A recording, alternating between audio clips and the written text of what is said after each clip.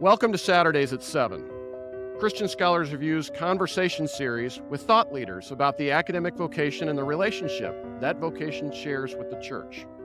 My name is Todd Ream. I have the privilege of serving as the publisher for Christian Scholars Review and as the host for Saturdays at 7. I also have the privilege of serving on the faculty and the administration at Indiana Wesleyan University. Our guest is Heather Templeton Dill, the president of the John Templeton Foundation. Thank you for joining us. Great to be here, Todd. Great to be with you.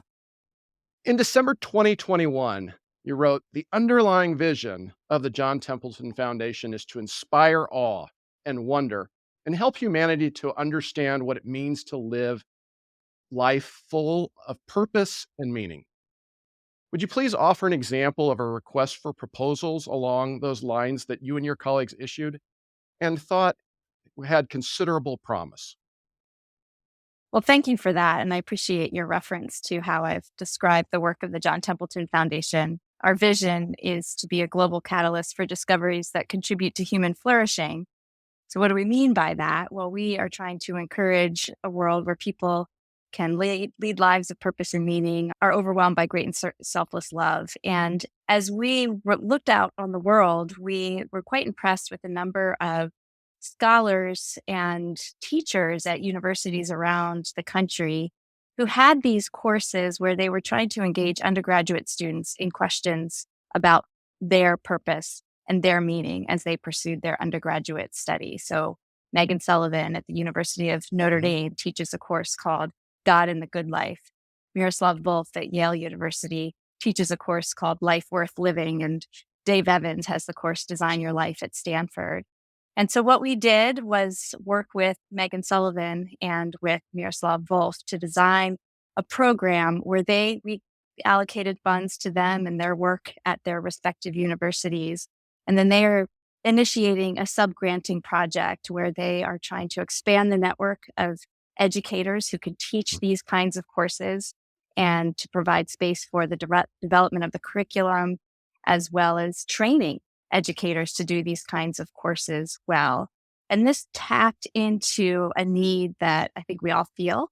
Those of us who are in the university setting certainly see this, where our students are really thirsty for these kinds of conversations. So one way in which we've tried to encourage people to live lives of purpose and meaning is to engage with them in the university setting and during those formative undergraduate years. And these two programs are their own requests for proposal programs that we've been able to support.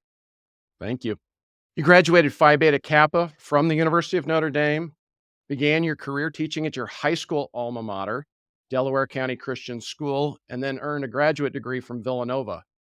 You then began working at the foundation and eventually were appointed president in 2015. What experiences proved most formative in terms of your preparation to lead an organization focused on inspiring awe and lives of purpose and meaning? So I'm a product of Christian education, as you noted, and those experiences were formative for me because I was formed with a solid foundation in my Christian faith. And that was my experience before college and then during college at the University of Notre Dame. At Notre Dame, I had the opportunity to take courses that stretched my imagination a bit further. I took a course in world religions, and that began to help me reflect on my own faith in light of what other faith traditions teach and believe. I was a history major at Notre Dame and took a course in medieval Spain, which is a fascinating time period. I had never learned about that part of history during that time where you really see three faith traditions finding a way to live together productively and well. And of course, you can see that if you go to Spain today. So those are some of the opportunities I had as an undergraduate student to begin thinking about questions that stretched beyond my own particular faith tradition.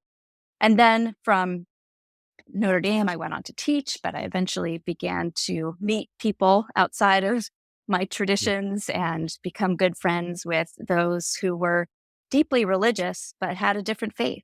And I found that also inspiring as well. And over the years, I finally sat down to read the many books my grandfather had written during his lifetime. I, of course, was surrounded by those books as a young person, but it actually wasn't until he passed away that I sat down, I read those books, and that experience in combination with the friendships I had at the time helped me to see the vision, his philanthropic vision, but also to be open to questions and curious about what it means to inspire awe and wonder in my own life as well as in the lives of others. To lead a foundation with such an ambitious vision, what components of your ongoing development have proven most critical? Elements of my ongoing development that has been really important for me are the opportunities to meet some of the Templeton Prize laureates that Mhm. we have awarded or recognized during my tenure. So the Templeton Prize is a program established in 1972.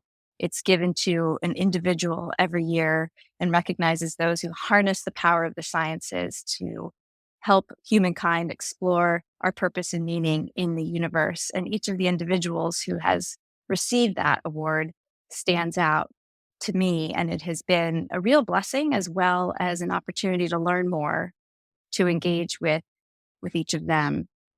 Beyond that, I have my fingers touch a lot of different elements of our work here. So I learn a lot from the team members here at the John Templeton Foundation. I have the opportunity to work with people who are trained in many different disciplines. I have the opportunity to work with those who manage our operations, and they are always teaching me about ideas, ways of working that are more effective, more efficient, and I'm learning along the way. So, those are some of the ways in which my ongoing development has Yeah. helped me to continue in this role and to grow the work that we're doing. If I may, then, to whom do you turn with greatest frequency in terms of your habit of reading? Well, so over the past couple of years, I've had the opportunity to really reflect on interfaith engagement, religious pluralism. My grandfather wrote a book called The Wisdom from World Religions. He was a Christian himself, but deeply curious about and influenced by the teachings of different faith traditions, which in some ways overlap with some of the teachings within the Christian tradition. And so I had the opportunity to meet Jonathan, Rabbi Lord Jonathan Sachs, who received the Templeton Prize in 2016. So his books are deeply influential to me. Miroslav Volf, I mentioned him earlier, but he has written extensively about bridging differences, learning to see different perspectives, and I find that to be influential as well. Ibu Patel, one of Mhm. America's great interfaith leaders, is also a source of influence in thinking through many of the issues that we deal with. The John Templeton Foundation is also known for bridging science and religion. So that's sort of a divide that has some feel like is more of a divide than we would say, but there are some great thinkers in that space as well. So the sociologist Elaine Eklund is a great source. She's been a grantee, of Mhm. course, but a great source of information about what scientists actually believe about some of these religious issues and helps to kind of widen our horizons and test our assumptions. John Hedley Brooke, Peter Harrison, or others who have helped me to think in a more nuanced way about the discussions in science and religion. So those are some of the places I have turned and will turn to given the work that I Yeah. do. Slightly different question then. To whom have you turned with greatest frequency in terms of habits of conversation? One of the best blessings in my role has been to know other leaders of some of the noteworthy large private foundations here in the United States. And I have the opportunity to engage with these individuals in small formats and larger formats. And so some of these individuals have been just really helpful. Most private foundations in the United States, the ones that most people have heard of, they tend to fund work that the John Templeton Foundation is not funding, given the mandate that we have. Nevertheless, I find great inspiration from their way of leading, the issues they take on, and the creative ways in which they seek to address those issues. So early on in my tenure, I read an article about Darren Walker, the president of the Ford Foundation, in the New Yorker.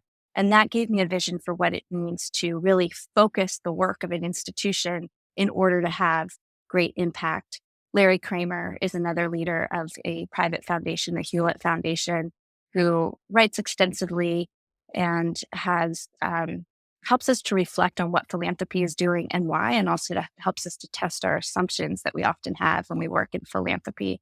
So those are two individuals I would point out specifically.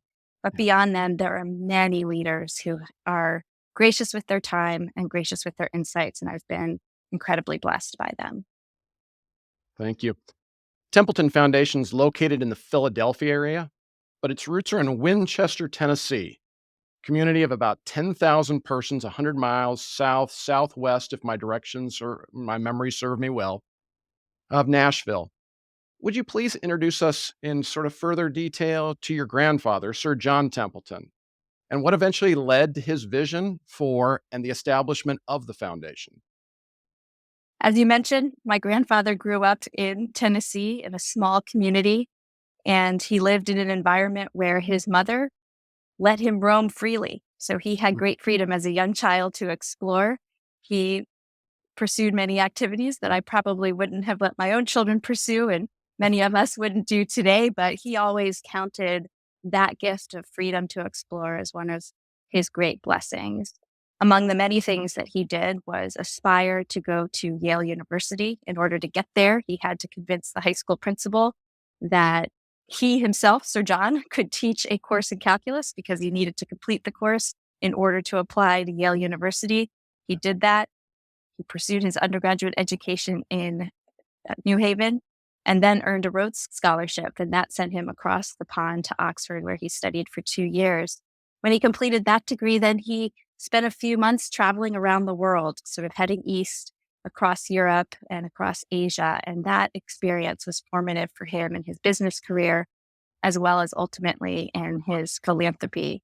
He's best known for starting mutual funds. His first mutual fund was established in 1954, the Templeton Global Fund, and it had a mandate to seek investments all around the world, which is something we do today regularly, but people weren't doing at the time.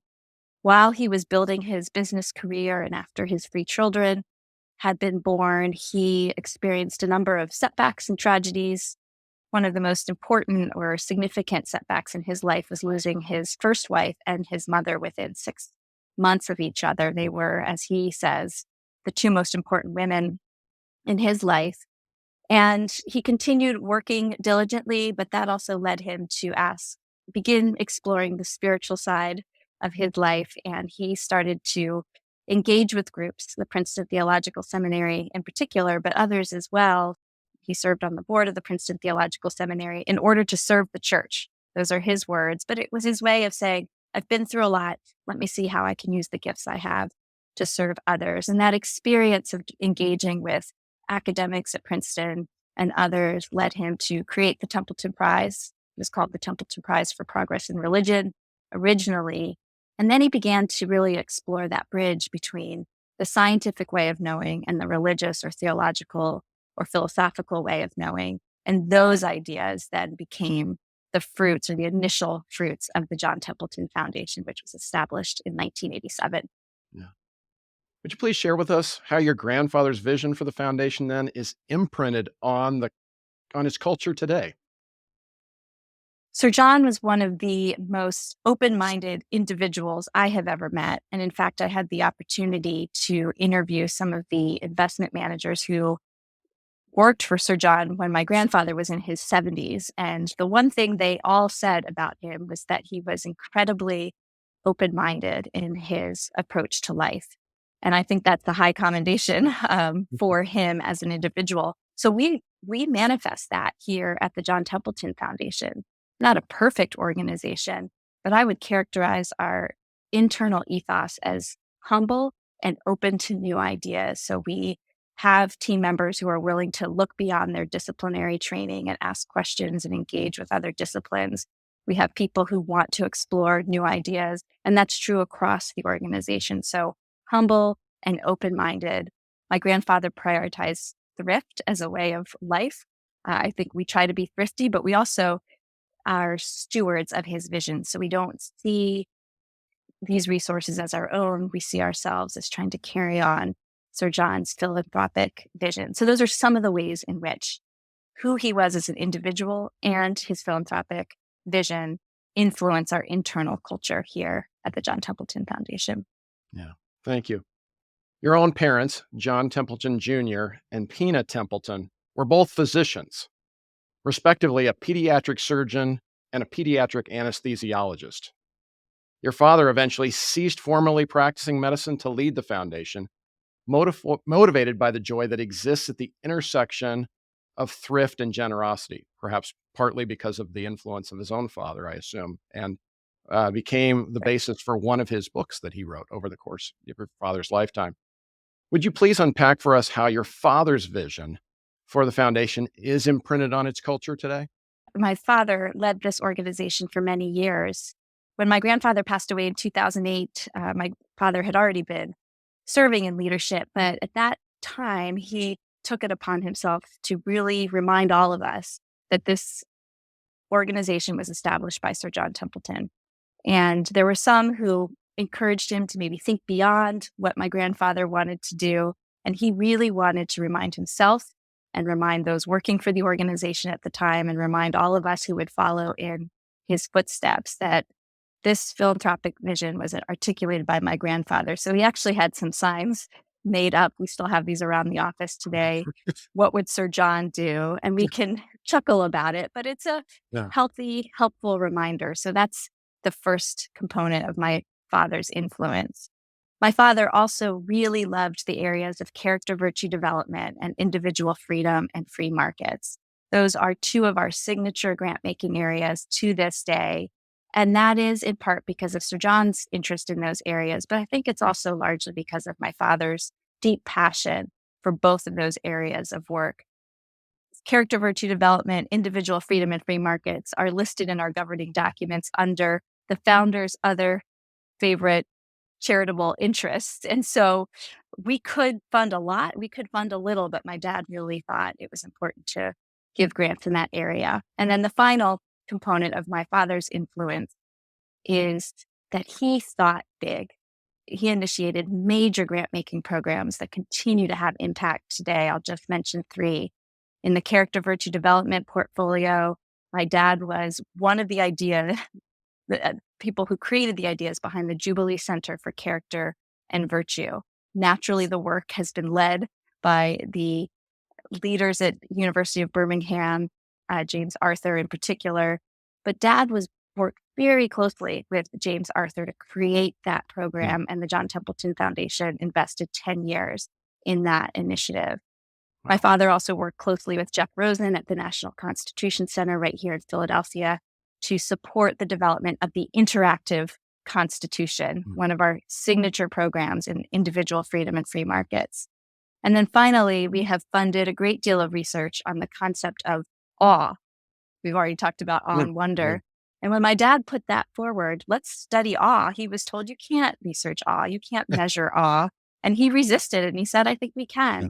And to this day, we are just culling all the great research from that project. Dr. Keltner is the psychologist who worked and led much of that research. He published a book on awe that many people are reading and finding applicable to their lives. So those are the ways in which my father made a significant contribution to our work.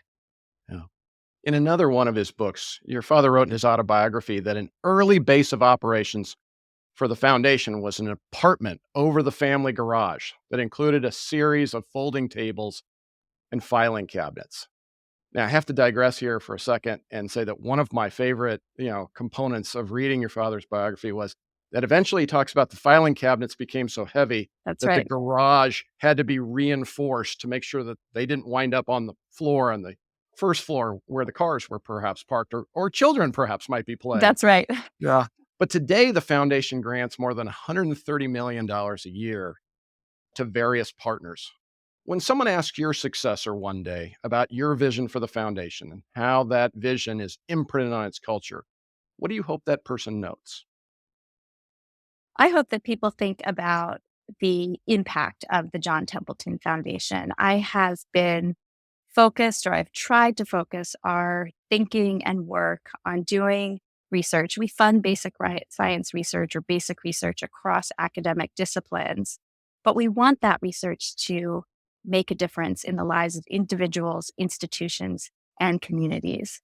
And I have tried to do that by first reducing the wide range of areas in which we're funding. So to narrow our focus, there's so many different themes and topics and disciplines that we could support because my grandfather's vision was so big. And I hope over hundreds of years we'll be able to support all those ideas. But in order to have an impact, I think we need to focus. And we have tried to do that, or I have tried to push us to do that during my tenure. So that's the first component. The other is I hope people will remember that I tried and I didn't do the work myself. I just tried to clear the hurdles so we could do this. I have people who are better skilled than I am to tell our story well. Who are we at the John Templeton Foundation? What do we do? And why does it matter? So when people think about my tenure, I hope they think about impact, both the impact we were able to achieve while I served as president and maybe the impact that will come as a result of the work we funded. And I hope they will think about the fact that JTF became better known and better respected after I move on and somebody else takes the helm here at the foundation. Yeah, thank you. As was already echoed, the foundation is known for asking the big questions. As a result of the leadership that brought it into its existence, gave it life, and sustains it to this day. When determining how to craft particular requests for proposals, how do you and your team determine what questions merit asking? Well, first, we start with the way we've structured our grant making activity here at the foundation. Right now, we have 6 different funding areas. I've mentioned 2 of them. We fund in life sciences, mathematical and physical sciences. We have a funding area called religion, science, and society. That's a new funding area that we developed and will still be developing. So we start there. And then we have team members who are working in each of those funding areas who have their own academic training. They spend their time listening to the world outside these 4 walls here at the John Templeton Foundation by attending conferences, talking to current grantees, talking to potential grantees, reading the literature, just trying to stay abreast, and also just being aware of what's going on in the world. And then we use that, the departmental structure, the funding area structure, the sort of keeping a listening ear on the world around us to identify some specific strategic opportunities. And we develop strategic plans. Generally, we think about them in terms of 3 or 5 years of investment, but it's an overarching umbrella for each of those 6 funding areas. And that will then guide what specific calls for proposals will we issue. Those strategic plans are approved by the board. And once those are in place, then we can come up with a specific idea. Yeah. Once we have an idea, then we consult with those on the outside as well. We access experts and others to say, here's the kind of funding proposal we want to put forward. What do you think? What advice would you have about how to articulate what we're interested in, and then what we would do to evaluate the proposals that come in? So it's kind of an iterative as well as a multi-step process. Yeah. Even within the discipline that's fostered by those specific funding areas, what questions may merit asking, but you and your colleagues decide we can wait? Yes, that is generally that's borne out by talking to other people in the fields that we might support. And they say, well, look, enough work has been done in that space. So we generally like to pursue ideas, questions that others haven't thought to fund yet, or that others may have thought are not worth funding or would be too risky to fund. And so that's the kind of question we might put forward. And we would put to the side questions that are tapping into work that's already being done. Yeah. It can be hard to determine which one is which, but that's the general approach we take. Yeah, it seems to me like it could be one of the most sort of enjoyable and fun challenges to face is, we have a variety of things that all fit within a funding area, but we need to decide and then put our efforts there in order to make sure that the best answers are yielded in relation to a particular question. That's right. It's both a challenge and a joy to think through that. And we're always grateful for those who don't work at the foundation, but who are willing to give us advice or come alongside us and help us determine the best way to craft a question or a request for proposals. Yeah. Along these sort of similar lines, then, what questions may merit asking, but then you eventually decide perhaps are best pursued by other organizations or entities? In some of our funding areas, we are often confronted with opportunities to address current needs, current humanitarian needs. That's not what my grandfather wanted us to do. He always talked about funding work that would eliminate future suffering and poverty and Mm. disease. And so, as much as we try to fund questions that others aren't willing to fund or don't think are going to have that much impact, or maybe don't think are relevant at this time and place, we are also thinking about what kind of work can we do to eliminate future poverty, suffering, and disease. We're extremely grateful for all of those who are addressing current problems. There is a need to do that. We're looking beyond. How can we lay the groundwork for the challenges that the world will face in the future? When cultivating a society that's willing and able to ask the big questions, what virtues, whether they be intellectual, moral, or theological, do you think need greater attention in perhaps our K 12 schools or our colleges and universities today?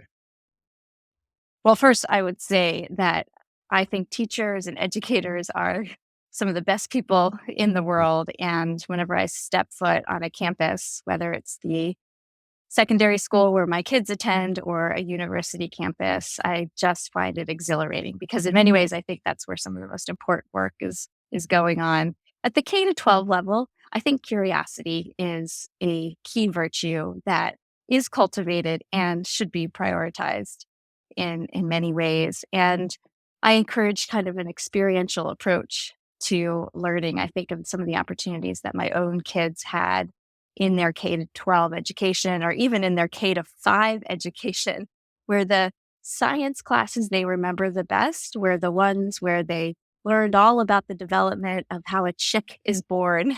And then they have these little eggs that they nurture and they watch over a couple of weeks. And all of a sudden, something begins to peck through the shell. I mean, they're 7 and 8 when they're doing this, but just the eyes lighting up. And I love that the tactile element of that. I think that really creates that spirit of curiosity. And so that's a key virtue that I think is the teachers think about that all the time. But the more that we can do to spark curiosity by asking questions, but helping them in the case of science, doing real science as opposed to reading about it in a text would contribute to some of the virtues that we value and the virtues that enable people to ask big questions and to be open to different kinds of questions. Yeah. I think some of the most intense conversations and debates that emerged in my elementary school years were those on the cusp of a break and who was going to take those chicks home Right. or the hamsters home or whatever the pet was that, or the experiments, sorts of the experimentation that was going on. Who was going to get to steward those for a couple of days over a break or over a weekend? Perhaps knowing too that some of these things may happen, not necessarily in a classroom, but in my That's living right. room or That's yeah, right. yeah, That's right. No, and yeah. my kids also had a teacher in elementary school who took them to the beach to study marine biology, whose classroom was filled full of rocks when they Yeah. studied geology. And one of them said to me when we were talking about what he might want to do in life, well, I really want to be a marine biologist, but actually, I think I might want to be a geologist when we get to the study of rocks. And that was his comment on Yeah. just the vision and enthusiasm that this teacher brought to bear. And I will always remember that and be grateful for it. Yeah, yeah, that's wonderful. Perhaps we've talked about a few of these already, but would you offer an example of a person who inspires you as a result of her or his willingness to ask big questions? Well, I will mention again Rabbi Sachs, Rabbi Lord Jonathan Sachs, the former chief rabbi of the United Kingdom. Here is a man who was charged, took on the opportunity to lead the Jewish community in the United Kingdom. And in that spirit, he worked very hard to build bridges across faith traditions. And so I think that requires a level of asking questions. The kinds of questions he asks appear in his writings and in his books. in his talks. And he created during his lifetime just a treasure trove of information that people could read then and that we could draw from now. So he's a person that stands out to me as being willing to ask these questions. The other individuals that I would refer to would be some of our Templeton Prize laureates. So I've had the opportunity to meet and engage with Jane Goodall. She has her own presence in her own right, but she too is deeply spiritual in a way that I didn't appreciate just sort of learning about her throughout my life, and that's the reason she received the Templeton Prize. So she's another one who is willing to engage with many ideas beyond what she cares about. And then I think on a more personal level about people in my own life, I've learned a lot from friends of mine who are deeply religious, but not a Christian like I am. And I've learned a lot from them because we have so much in common. We have a common commitment to faith. And their ability to ask me questions has sparked my own curiosity. So I just have good friends as well that inspire me in this work of asking questions and being willing to think beyond what I really know, what I already know. When you think about what you know about their lives, in their earlier years, their formative years, are there any particular experiences that you think are more formative for them in terms of this willingness and the ability then that comes after that or with that? So if I refer to those that I've mentioned, one of the experiences that stands out to me about Rabbi Sachs was he studied philosophy. He was a scholar. He wanted to kind of pursue his education. He came to the United States and had the opportunity to meet a well-known Orthodox rabbi and was sort of lamenting, oh, what am I going to do with my life? I have all these big questions. And this rabbi started asking him questions about the Jewish people he knew in the United Kingdom and basically said to Rabbi Sachs, you have a calling to go and lead. And so here was a young scholar who was trying to learn as much as he could, who sought out a leader that he respected and was really challenged. And the challenge was just stop complaining about these things and see what you can do about it and go on and do it. And that's indeed what Rabbi Sachs went on and accomplished throughout his life. So I think that experience, which he recounts in a book he wrote called Lessons in Leadership, is clearly formative in his life.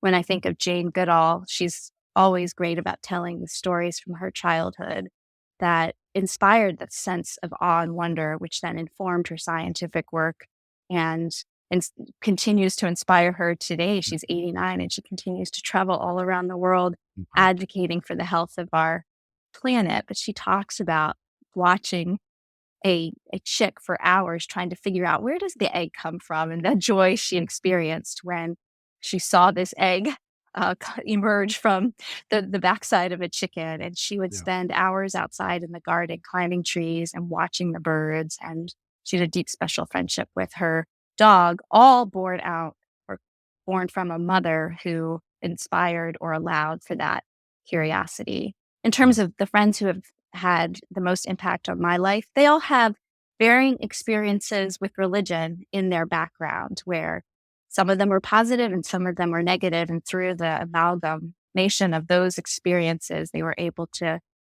recognize faith is important to them and they are going to pursue that and they're going to make it not just part of something they do at a certain part of the week, but it's going to infuse their friendships, the way they parent their children, and the way they look at the world. And so those are some of the experiences from the people I mentioned that have always stood out to me as formative in their lives.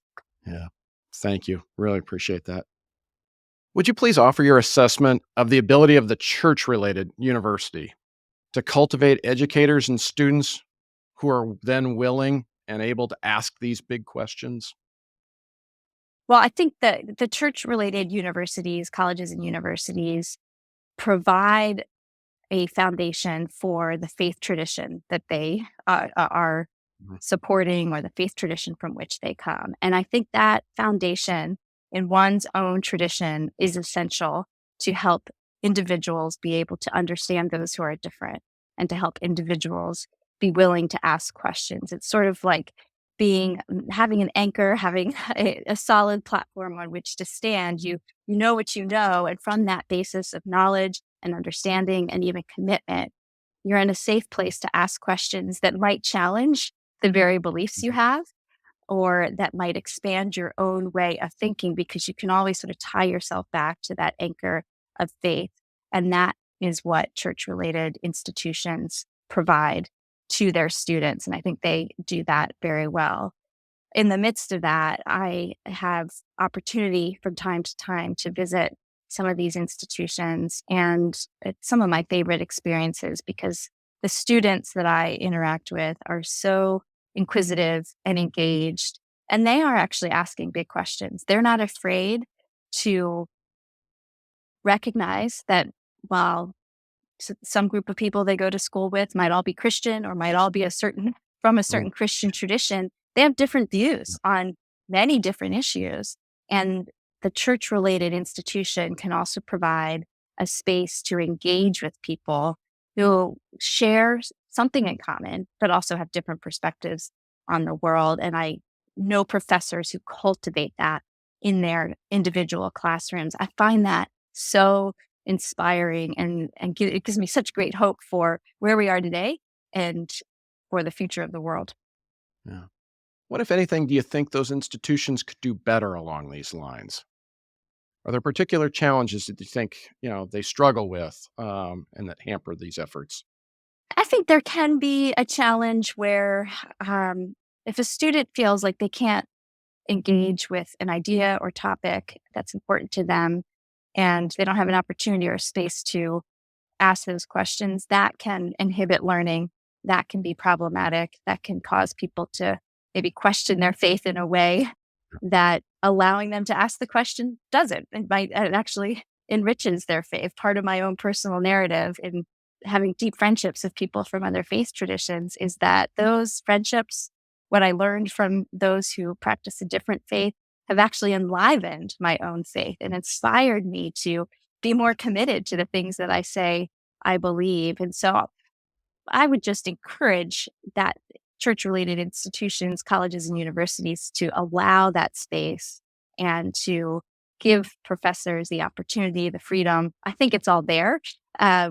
So to the extent that that can just be encouraged, that's to the advantage of all of us. As we get ready to wrap up our time then, I have to ask, if I may, what do you and your colleagues wish leaders of church-related colleges and universities understood in greater detail about the foundation's willingness to partner with their educators and students? There are three things I would say in response to that question. One, we are very interested in interdisciplinary work. So projects that involve scholars from multiple disciplines are a prime sweet spot for us. Along those lines, we are also interested in interfaith or multi-faith projects. So to the extent that a church-related institution can tap into others from different institutions and bring that lens that comes from different faiths, studying the same question alongside each other, that is really promising to us. So that's the first, interdisciplinary, and I'll say multi-faith. The second is to think of the John Templeton Foundation as a seed investor in an idea or an area of research that an institution or an individual scholar might be interested in pursuing. So we can give you a little bit of a startup grant, and we might be able to do a follow-up grant for another 3 years. But beyond that, we're going to want to see others coming to the table and funding that work. It can come from the institution itself. Better yet, it could come from some other donors who are willing to support that work. And I think it's important to think about the sustainability of projects from the beginning of a project. We're trying to do that. Those who apply to us should be trying to do that. And then the third is impact. How does the scholarship that you want to pursue, knowing that both scholarship and science is incremental, but what's the potential impact for it? We don't expect every single grant to have this monumental impact that's going to transform the lives of individuals, institutions, and communities. But we do want our applicants to be able to make a case for what could be possible if the research really does excel. So those are the 3 points I would want really any applicant, but specifically church-related schools and universities to think about. Yeah, that's very helpful. Thank you. Our guest has been Heather Templeton Dill, president of the John Templeton Foundation. Thank you for taking the time to share your insights and wisdom with us today. Thank you, Todd. Great to speak with you today. Thank you for joining us for Saturdays at 7. Christian Scholars Review's conversation series with thought leaders about the academic vocation and the relationship that vocation shares with the church. We invite you to join us again next week for Saturdays at 7.